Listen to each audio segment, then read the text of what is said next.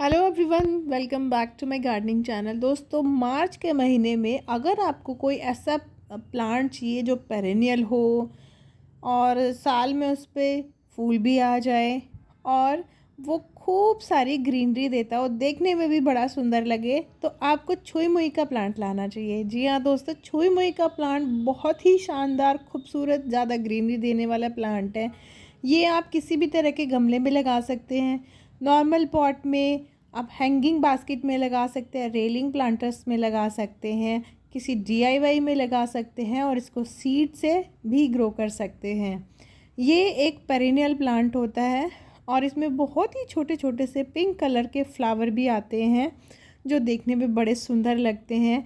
इस प्लांट के बहुत सारे नाम होते हैं, अलग अलग रीजन्स में हमारी कंट्री में इसे अलग अलग नामों से जाना जाता है। Touch me not plant, shame plant, humble plant, sensitive plant, इस तरह के नामों से जानते हैं इसको।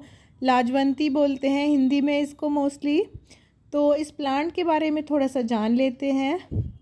इसको सेंसिटिव प्लांट क्यों कहा जाता है? क्योंकि जब हम इसको हाथ से छूते हैं या बहुत तेज़ हवा लगती है तो ये अपनी पत्तियों को सिकोड़ लेता है। मैं ये प्लांट नर्सरी से ख़रीद के लाई हूँ और मुझे आज इस रेलिंग प्लांटर में इसको रीपॉट करना है। मिट्टी वगैरह हमने पहले से ही रेडी की हुई है। जो हमारे गमलों में किसी दूसरे प्लांट की बची हुई मिट्टी थी वो हम इसमें रीपॉट करेंगे।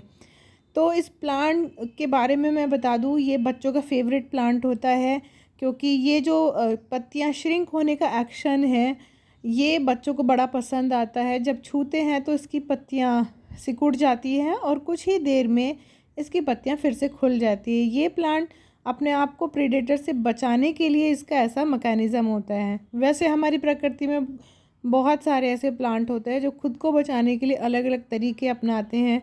जैसे मोस्टली प्लांट्स में कांटे होते हैं या पिचर प्लांट्स होते हैं, नेपेंथीज होता है, उन सब के बारे में तो आपने बुक्स में पढ़ा ही होगा। तो मेरे बेटे का फेवरेट प्लांट है और उसने स्पेशली बोला है कि मम्मी आप इस प्लांट को ख़राब नहीं करना, नहीं तो मैं आपसे नाराज़ हो जाऊंगा। ये प्लांट मेरे पास 2 साल पहले भी था लेकिन बहुत ज़्यादा ठंड में ये ख़राब हो जाता है। तो बहुत ज़्यादा सर्दी, 2023 की सर्दी में मेरे पास ये प्लांट ख़राब हो गया था।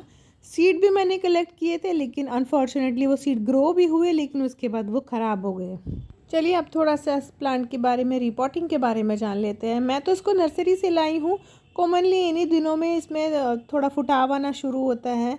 ये प्लांट गर्मियों में तो बहुत अच्छे से ग्रो करता है, बरसात में भी बहुत अच्छे से ग्रो करता है, लेकिन जब सर्दियाँ आती है तो बचाना पड़ता है। और बहुत चांसेस होते हैं कि जब बहुत ज़्यादा ठंड होती है, जैसे दिल्ली एनसीआर में तो बहुत सारी जगह 3 डिग्री 4 डिग्री टेम्परेचर भी होता है, तो उस कंडीशन में ख़राब हो जाता है।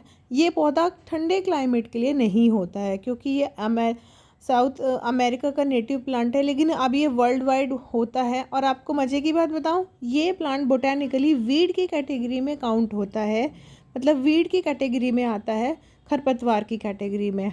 और साउथ एशियन कंट्रीज़ में अब तो ये मोस्टली सारी ही कंट्री में मिलता है। मैंने इसको इसमें ग्रो बैग से निकाल लिया है। रेतीली मिट्टी में लगा हुआ है तो मुझे इससे कोई छेड़छाड़ करने की ज़रूरत नहीं है। मैंने जो इसकी सोयल तैयार कर रखी है उसमें मैंने गार्डन सोयल और रेत है, वर्मी कंपोस्ट है, गोबर की खाद भी है, फंजीसाइड है। अगर आपके पास नीम खली है तो वो भी मिला लीजिए। भुरभुरी सी मिट्टी होगी तो बहुत अच्छे से ये प्लांट और भी ज़्यादा ग्रो करेगा। आप इस मंथ में, मतलब मार्च के महीने में, इसको बीजों के द्वारा भी ग्रो कर सकते हैं। बीज मोस्टली 1 हफ्ते में उगाते हैं और बहुत इजीली उगाते हैं। बहुत ज़्यादा बड़े बड़े बीज नहीं होते, छोटे से होते हैं, जैसे मसूर की दाल का दाना होता है, बिल्कुल इस तरीके से ही होते हैं, उतने ही साइज़ के, या ये कह लीजिए कि उससे थोड़े और पतले होते हैं। तो अगर रेतीली मिट्टी में लगा हुआ है तो आप इसके रूट बॉल को ख़राब ना करें, एज इट इज़ आप इसको ग्रो कर दीजिए। कटिंग से मैंने कभी उगाया नहीं है तो मुझे नहीं पता कि ये कटिंग से ग्रो होता है नहीं, लेकिन क्योंकि इस पर इतने सारे सीड आते हैं, गुच्छों में सीड आते हैं, तो सीड्स ही इतने हो जाते हैं कि आपको कटिंग से लगाने की ज़रूरत नहीं पड़ेगी। मैंने इसको गमले को मिट्टी से अच्छे से भर दिया है। अब बस मैं इसमें पानी दूंगी, 6-7 दिन इसको छाया में रखूँगी और थोड़े जब ये नई जड़ें आ जाएंगी इसमें तो फिर इसको मैं धूप दिखाना शुरू करूँगी। तो ये था टच मी नॉट छुई मुई का प्लांट। ये नेक्स्ट डे की वीडियो है। देखिए इसकी पत्तियाँ सुबह खुल गई है। वैसे शाम होते ही इसकी पत्तियाँ ऑटोमेटिकली बंद हो जाती है।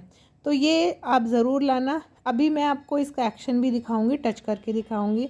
तो दोस्तों वीडियो आपको पसंद आई हो तो वीडियो को लाइक ज़रूर करना, आप लाइक बहुत कम करते हैं। चैनल को सब्सक्राइब ज़रूर कर लेना दोस्तों। मिलेंगे नेक्स्ट किसी वीडियो में, नए प्लांट की जानकारी देंगे। और हाँ, अपने बच्चों को खुश करने के लिए आप इस प्लांट को ज़रूर लाएं, क्योंकि ईवीएस के जो स्टडीज़ होती है बच्चों की, उसमें इस प्लांट के बारे में बताया जाता है। तो प्रैक्टिकली आप इनको, अपने बच्चों को इसके बारे में दिखा सकते हैं। और अगर अपने गार्डन में से ही आप अपने बच्चों को ऐसी चीज़ें दिखाएंगे तो ये उनके लिए एजुकेशनली बहुत ही अच्छा होगा। तो दोस्तों मिलेंगे नेक्स्ट वीडियो में। Happy gardening, go green friends.